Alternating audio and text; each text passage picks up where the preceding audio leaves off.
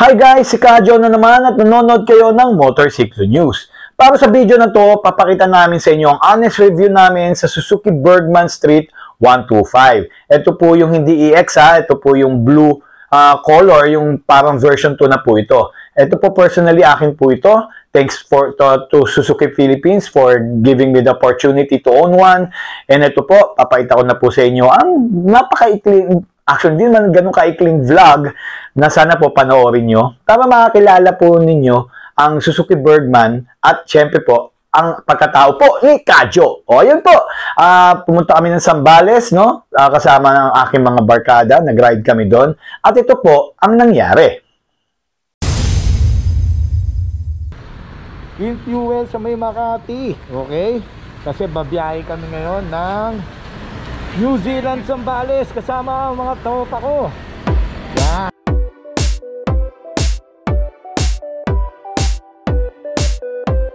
Ayan, ngayon dadalhin natin sa atin si Johnny Bravo, si Suzuki Bergman. Yan. Dala natin ang ating Bergman. Susubukan natin. Mag-i-enjoy ba tayo gamit ang Suzuki Bergman? Tignan natin. Pagkatapos ito.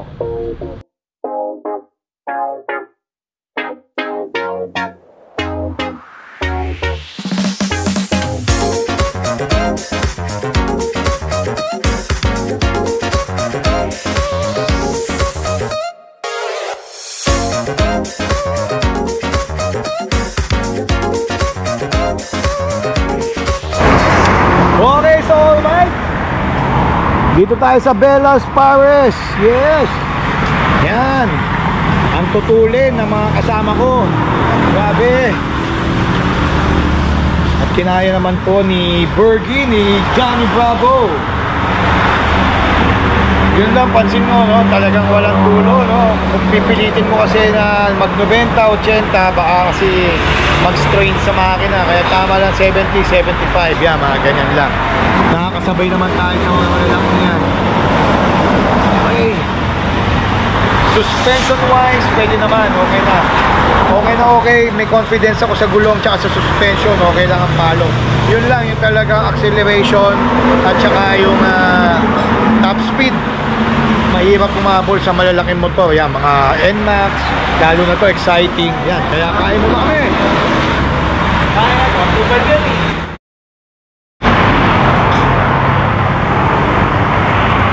Okay, ubos ang pares. Take off na. Ano masasabi mo? Picture, picture.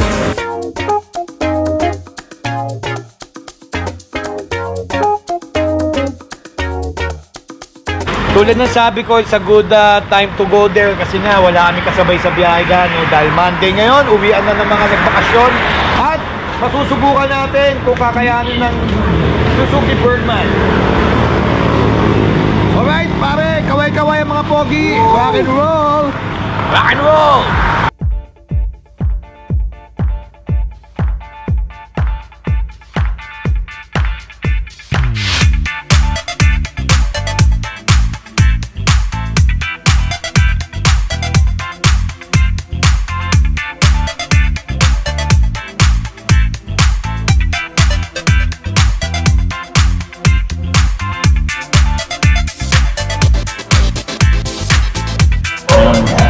So eto na, nandito na kami sa bahay ni Mr. Kiambao. Rock and roll sa Narciso Zambales. Kamusta naman ang mga takbuhan ng puwet? Ayos naman. So, sa totoo lang, nakasabay yung aking motor, kunyari. Actually, nintay nila akong lahat.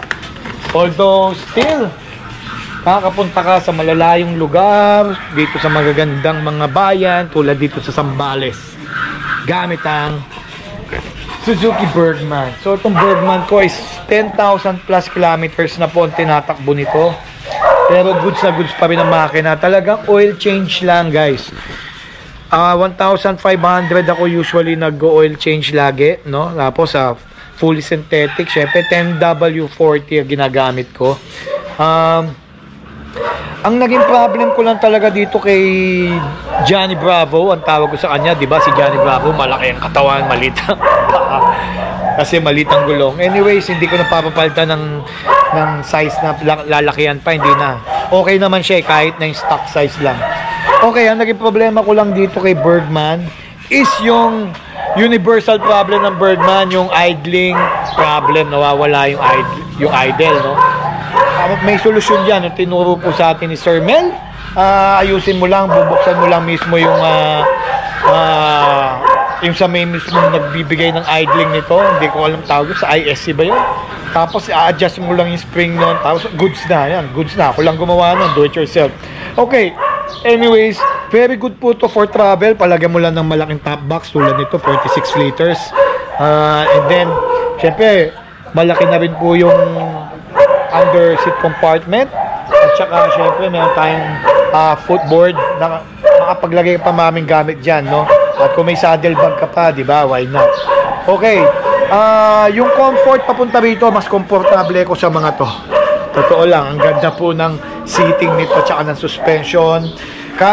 Pag matagtag lang naramdaman mo lang pumapalo yung tawag dito, yung top box mo, normal po yan. Pero sa motor, wala po kayo maririnig na mga kalansing or whatever. Very good po talaga itong Suzuki Bergman Street 125. Ang tipid pa, imagine. One full tank from Makati, no? Sa may JP Rizal, no? Hanggang dito. Halos 175 kilometers actually, all in all. Meron pa po tayong 2 bars na natitira. Okay. O yun, sige. Balik po tayo. Mamaya, marami pa tayong papakita dito sa magandang lugar dito sa San Narciso, Zambales. Okay guys, nandito tayo sa palengke ng San Narciso. Yan.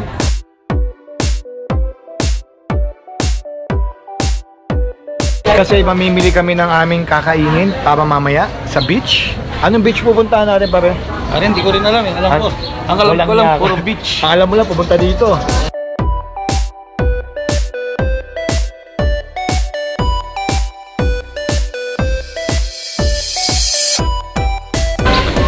So guys, actually dito sa San Narciso, Zambales, mga mababait mga tao dito. Tsaka tingnan naman ang linis ng palengke, linis yung mga binibenta nila. Mga gulay, ang dami. Lalo na, excited na kami pumunta ng beach mamaya. Kaya, papakita namin sa inyo. Pero sa ngayon, mamamalengke tayo, Rev, di ba? Yes, sir. Alright, rock and roll. Mamamalengke muna kami.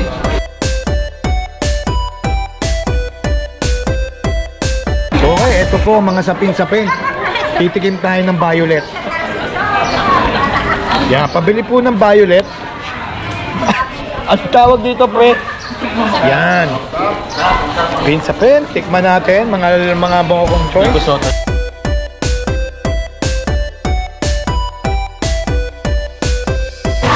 Magkano dyan sa ano mo? Yan. 10 piso po isang slice. 10 lahat? Kinuha ko lang ano. Ay, meron ka ba? Anim yung kinuha ko. Kung bumili ko ng 10, pamimigay ko siya, magkano? Joke lang. Ikaw talaga, Mr. Vlogger. Malupit ka talaga, Mr. Vlogger. Anong tawag dito sa mais na to, ate? Native na mais. Native. Puti ito, no? Yan yung masarap. Yun. Yellow Sea. Yellow Japanese. Lahat po ng native masarap. Yan. Kahit native naman, no? Yun. Tsaka native ng San Narciso. Rock and roll. Mga taga ng San Narciso na native. Nabibilo. Na-stroke ka na ba? Hindi pa naman. Nabubulon.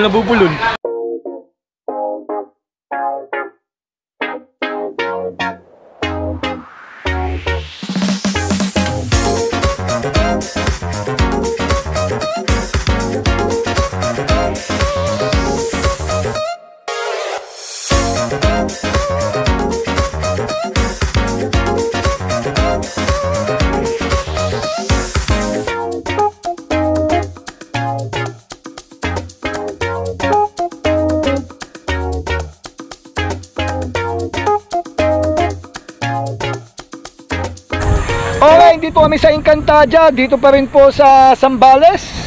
At yan, nakaparada kami mga motor, nakaparada syempre ang Bergman. Tingnan natin guys. Yan, makakasama ko yan. Yan, Encantadia. Rock and roll. So guys, tingnan natin kung okay ba dito. Ang ganda eh. Actually, yung bati sa baba. Mag-i-enjoy talaga kami dito. Yan, pababa yan.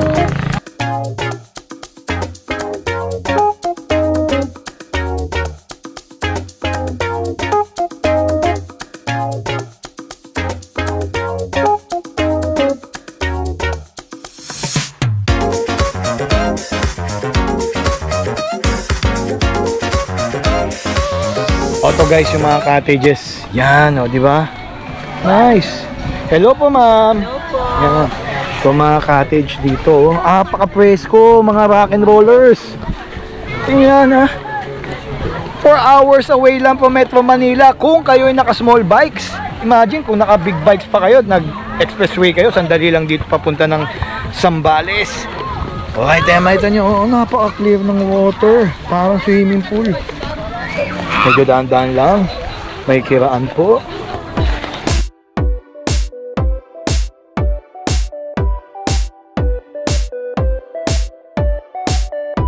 Ay, paano na? No problem, amigo! Nang pepeke po siya ng pepeke at hindi po totoong foreigner to.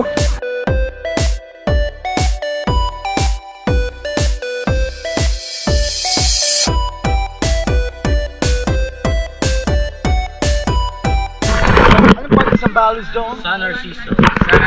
San Narciso.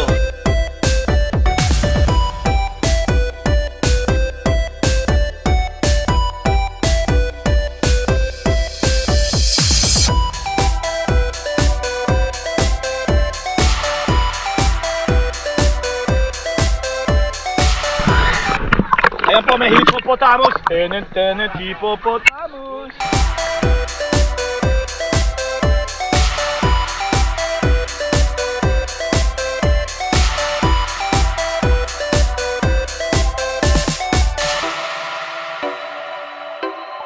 Alam mo kung saan maganda? Sa Anda.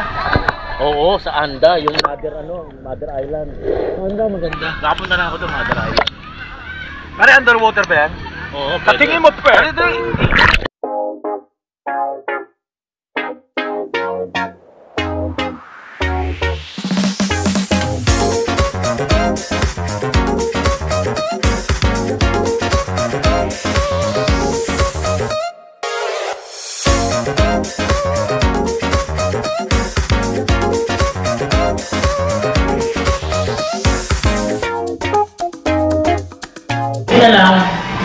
Okay, katatapos na namin pumunta dun sa may paper, ano yan? Parang paper 3. Paper 3, okay, nakita mo yung Batis, panalo. Paper 2. Very relaxing po yung lugar na yun. Magkano ginasto? 70 per head lang. Hindi. Ha? Good for 5. Good for 5 na kasi, kaya 250. 350 yung 350 pala, I'm sorry, kasama na dun yung entrance. Wow, panalo guys. Tapos ito, kakain ka pa ng ganyan. Oo, ganyan. Rock and roll. Rock and roll. Yung foreigner na kasamang ganyan. Yeah. Saan na? Ayan, kaya kakain muna kami. Babalitaan namin kayo mamaya pagpunta natin sa beach. Anong beach yun, pre? Beach. Chess. Anong pangalan ng beach? Beaches. Oh, you're so bad. What's up, bitches? What? Kanya. Liw-liwa. Liw-liwa. Kaya pupunta namin Liw-liwa mamaya. So ngayon, yung mga naka-scooter dyan, lalo na mga naka-Suzuki Birdman, puntahan yung Liw-liwa. Panalo yung papayta sa inyo mamaya. Okay, so on the way na kami sa Liw-liw Beach. Walang malamig. Liwaliw. Liwaliwa Beach.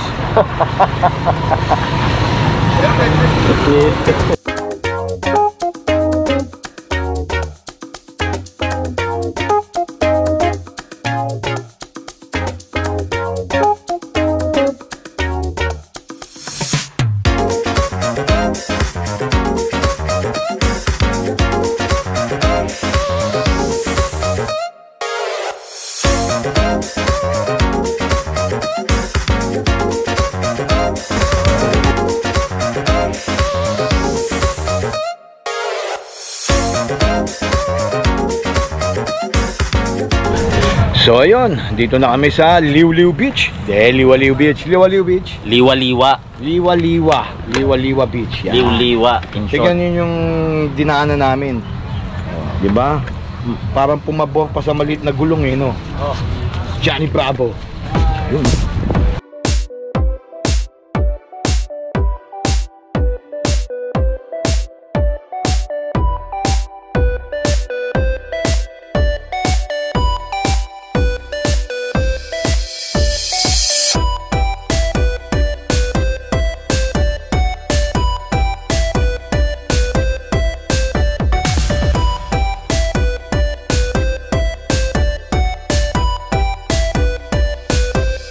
So guys, kung gusto nyo mag-ATV dito, yan, may mga for rent.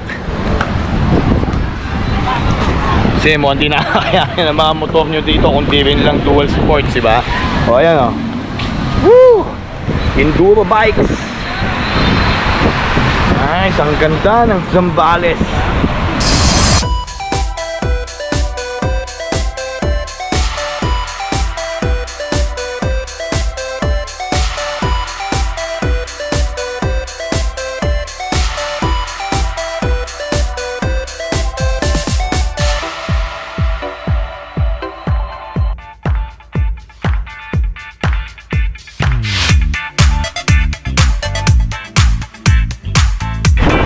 Okay guys, pansin nyo naman, di ba? Napakalapit lang po nito sa Metro Manila. Wala pa pong 5 oras to. Pero may ganyang beach ka na. Ha? Enjoy guys, enjoy. Punta lang kayo dito sa San Narciso. Okay? Woo! Zambales lang mga kaibigan. Sarap, and I got here on the Suzuki Bergman Street 125.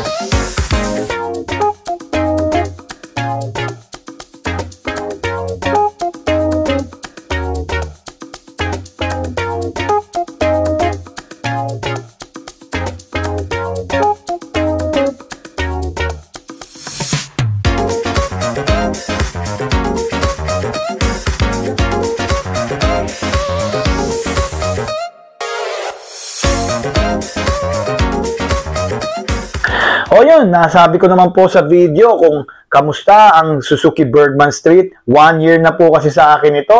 Kaya masasabi ko lang, very good po ito. May mga flaws pero very easy naman to manage, no?